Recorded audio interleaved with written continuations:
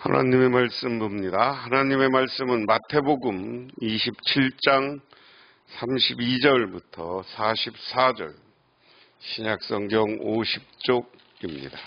나가다가 시몬이란 구레네 사람을 만나매 그에게 예수의 십자가를 억지로 지어 가게 하였더라. 골고다 즉 해골이라는 곳에 이르러 쓸개 딴 포도주를 예수께 주어 마시게 하려 하였더니 예수께서 맛보시고자 하지 아니하시더라. 그들이 예수를 십자가에 못 박은 후에 그 옷을 제비 뽑아 나누고 거기 앉아 지키더라. 그 머리 위에 이는 유대인의 왕 예수라 쓴 제패글을 붙였더니 그때 예수와 함께 강도들이 십자가에 못 박히니 하나는 우편에 하나는 좌편에 있더라. 지나가는 자들은 자기의 머리를 흔들며 예수를 모욕하여 이르되 성전을 얼고 사흘에 짓는 자여, 내가 만일 하나님의 아들이거든 자기를 구원하고 십자가에서 내려오라 하며 그와 함께 대제사장들도 서기관들과 장로들과 함께 희롱하여 이르되 그가 남은 구원을 하였으되 자기는 구원할 수 없도다. 그가 이스라엘의 왕이로다. 지금 십자가에서 내려올지어다. 그리하면 우리가 믿겠노라. 그가 하나님을 신뢰하니 하나님이 원하시면 이제 그를 구원하실지라. 그의 말이 나는 하나님의 아들이라 하였도다 하며 함께 십자가에 못 박힌 강도들도 이와 같이 욕하더라. 아멘. 조선시대 선조 때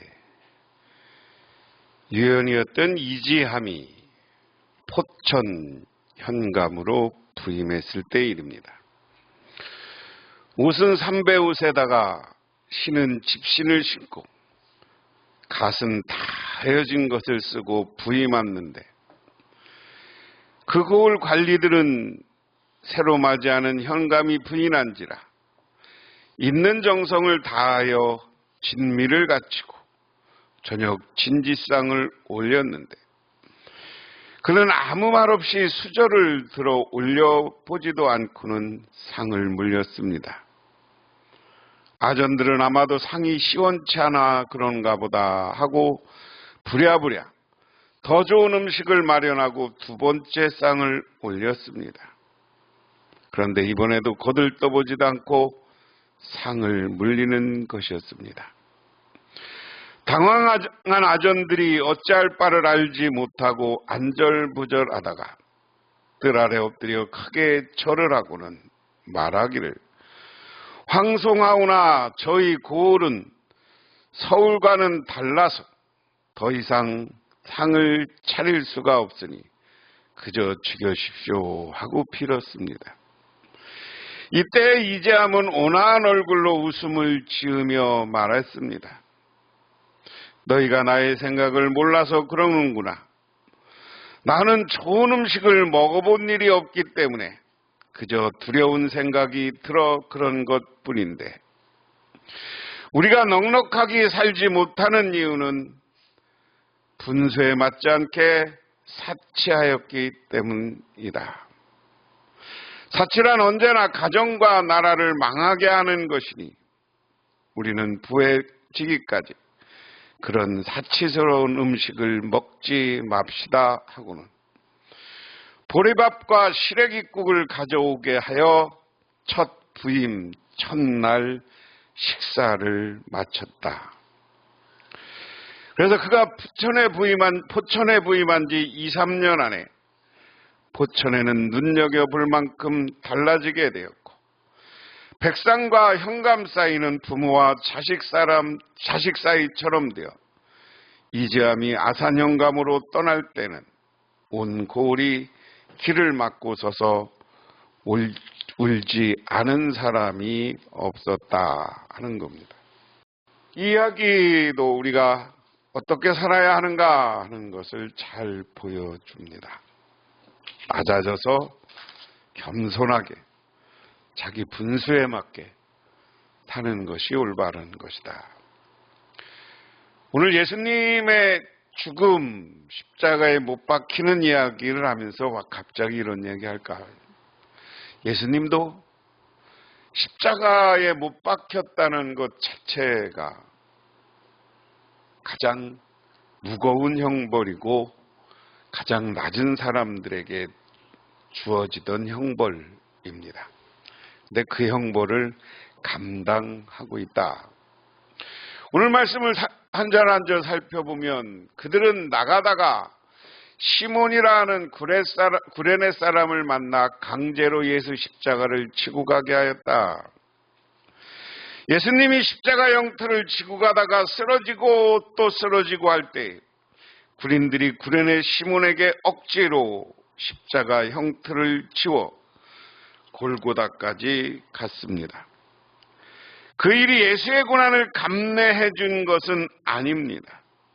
만일 감해졌다고 하면 예수께서 우리를 대신해야 될 고난을 다 받지 못한 것이 때문입니다. 구레네 시몬에게 십자가 형틀을 넘겨줄 때까지 예수님이 받아야 할 고난은 완전히 다 받으신 것이다. 그러나 구레네 시몬은 예수님의 십자가의 형틀을 대신 졌기 때문에 그 가정이 구원받고 큰 복을 받았습니다.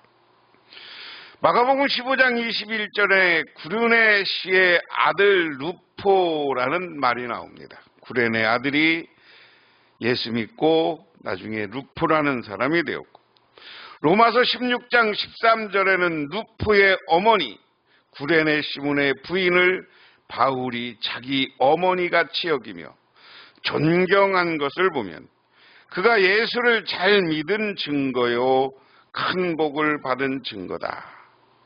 예수님의 십자가를 억지라도 치고 나간 자는 그 가정과 자녀가 반드시 복을 받게 된다.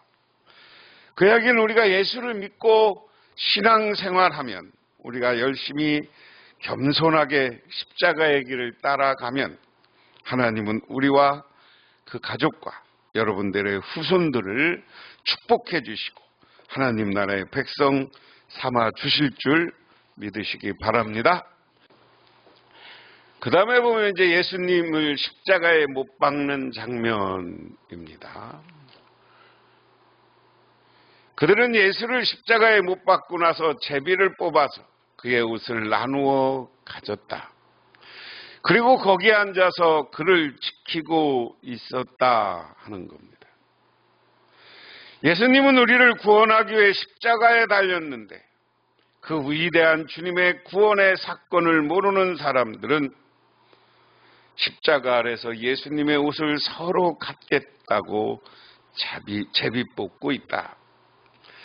작은 물질을 가지고 서로 가지겠다고 경쟁하고 다투는 한심스러운 광경입니다. 이것은 오늘날 우리가 주님이 가신 길, 교회를 다니면서도 주님이 우리를 사랑하고 우리를 구원하기 위해서 십자가의 길을 가고 계신데 우리는 조그만 이익 때문에 서로 다투고 서로 욕하고 하는 모습이 우리들에게 있다. 그래서 우리는 때로는 배려하고 양보할 줄 알아야 된다.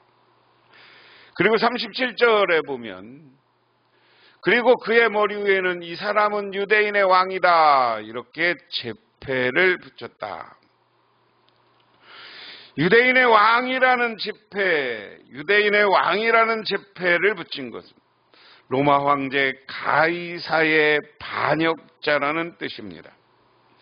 그러나 예수님은 유대인의 신령한 왕이요 진리의 왕이요 가이사를 반역한 것이 아니었으나 그들은 진리에 대해서 알지 못함으로 예수님을 죽이기 위해 대의명분으로 예수님을 유대인의 왕 예수라고 제패를 붙였었다. 제가 이 말씀 여러 번 설명했기 때문에 더 설명은 안 하겠습니다. 그때 강도 두 사람이 예수와 함께 십자가에 못 박혔는데 하나는 오른쪽에 하나는 그의 왼쪽에 달렸다. 오늘 이야기는 두 같이 십자가에 달린 사람을 그렇게 극명하게 대립하면서 우리가 어떤 길을 가야 구원받는가 하는 것을 보여주고 있는 장면입니다. 지나가는 사람들이 머리를 흔들며 예수를 모욕하였다, 말하였다. 성경을 허물고 사흘 만에 짓겠다던 사람아, 내가 하나님의 아들이거든 너나 구원하여라. 십자가에 내려와 보아라 하는 겁니다. 예수님이 이 말씀하기 전에 성전에서 성전을 정화하고 예수님이 그들 질문하는 사람들에게 가르칠 때 하는 이야기예요. 성전을 허물고 사흘 만에 짓겠다. 근데 이것은 진짜 유대인의 성전을 헐겠다는 것이 아니라 지금 형식주의에 빠져 있고 메시아가 왔음에도 불구하고 메시아를 배격하는 유대교, 그것을 이제 단절하고 새로운 시대를 열겠다는 거예요. 그것은 우리가 종교적으로 보면 유대교는 이제 예수 이후에 끝나는 것이고 예수를 영접한 사람들에 의해서 새로운 그리스도교, 예수를 믿는 새로운 신앙의 형태가 시작되는 겁니다. 그것을 상징적으로 의미하는 건데 그것은 언제 가는 거냐? 예수님이 십자가에 매달려 돌아가시고 3일 만에 부활했을 때 새로운 시대, 새로운 종교가 열리는 거죠. 그것을 이야기했는데 사람들은 그 상징을 못 알아듣고 형식적인 성전을 바라보고, 야, 네 저 큰 성전, 솔로몬이 10년 졌고 스룹바벨은 13년 졌고 헤롯은 20년 가까이 해서 진 성전인데 네가 어떻게 무너뜨리고 저 성전을 3일 만에 완성할 것이냐. 우리가 이제 어떤 이야기를 해석하고 의미를 생각할 때 중요한 거예요. 때로는 예수님이 직설적으로 한 이야기도 있지만 예수님은 대부분 비유를 통해서 어떤 진리를, 하나님 나라를 가르쳐 줬어요. 예수님이 마태복음이나 모든 서신서, 복음서의 절반 이상은 비유예요, 비유. 그렇죠? 그러면 그 비유를 듣고 그대로 이해하는 게 아니라 그것의 의미를 깨달아야 되는데 의미를 깨달으려고 하지 않고 그냥 그 말 그대로. 그와 같이 제사장들과 율법학자들과 장로들과 함께 조롱하면서 말하였다. 자, 예수님이 이 땅에 우리를 구원하기로 오셨는데 이 사람들이 누굽니까? 율법학자 대제사장들은 이해가 가요. 그들과 함께 조롱하면서 예수님을 같이 조롱하고 있는 사람들은 군중들이에요. 이 사람들은 예수님이 오병이어의 기적을 일으키고 예수님이 놀라운 일을 할 때는 쫓아다니면서 다윗의 자손 예수여라고 따라다녔던 사람들. 예수님이 종려주일에 예루살렘에 들어올 때 그곳에서 예수를 환영했던 사람들이에요. 그런데 자기와 생각과 그리고 그 당시에 지도자들, 이스라엘의 권력자들에게 눌려서 그리고 자기 생각이 바뀌어서 예수를 배신하고 예수를 조롱하는 사람들의 모습이다. 오늘 이 말씀도 우리가 잘 봐야 돼요. 우리가 정말 신앙생활 잘 하는 것 같지만 혹시 예수를 배신하고 내 멋대로의 삶을 살아가고 있지는 않은가 하는 겁니다. 그 다음에 그가 남을 구원하였으나 자기를 구원하지 못하는가 보다. 이스라엘 왕이여 지금 십자가에서 내려오시지. 그러면 우리가 그를 믿을 터인데. 이것도 계속 그 사람들이 하는 이야기예요. 예수님에 대한 존재를 믿지 못하고 현상 십자가에 예수님이 달려있는 것만 보고 조롱하는 거예요. 그가 하나님을 의지하며 하나님이 원하시면 이제 그를 구원하시라지. 그가 말하기를 나는 하나님의 아들이니 하였으니 말이다. 함께 십자가에 된 강로들도 마찬가지로 예수를 욕하였다. 오늘은 여기까지 이야기입니다. 아까 자료에 보면 예수님에 대해서 이야기했는데 한쪽에 십자가 한쪽에 달린 사람은 예수님께 자기 구원을 요구하고 한 사람은 예수를 조롱하고 있다. 오늘 이 말씀을 보면서 우리가 어떤 자리에 서야 되느냐? 예수는 우리에게, 저와 여러분에게 우리를 구원하시러 오신 분이고 우리를 사랑하기 하여서 죽기까지 십자가에 매달려서 그 고통을 다 감내하고 있는 줄 믿으시기 바랍니다. 그리고 한쪽에서는 예수를 더 많은 사람들이 예수를 조롱했어요. 내려와봐, 성전 3일 만에 져봐, 부셔봐, 너 십자가에 한번 내려와봐 하면서 예수를 조롱하는 자리에 있었다.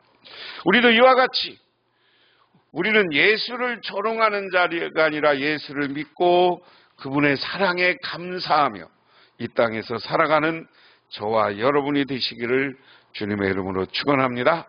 기도하겠습니다. 하나님 아버지 고맙습니다. 오늘도 아버지 하나님의 은혜와 은총을 기억합니다. 아버지 하나님, 이 시간 예수님이 우리를 위해서 십자가의 길을 걸어가시고 고난의 길을 걸어가셨습니다.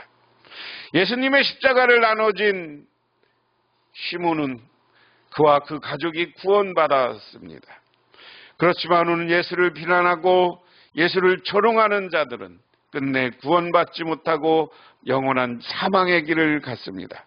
우리들 주님의 사랑을 기억하고 주님을 사랑하는 사람이 되고 예수를 경배하고 찬양하는 사람이 되어서 영원한 구원을 우리의 것으로 하나님 나라를 내 것으로 만들어가는 하나님의 백성들이 되게 하옵소서. 예수님 이름 받들어 기도드리옵나이다. 아멘.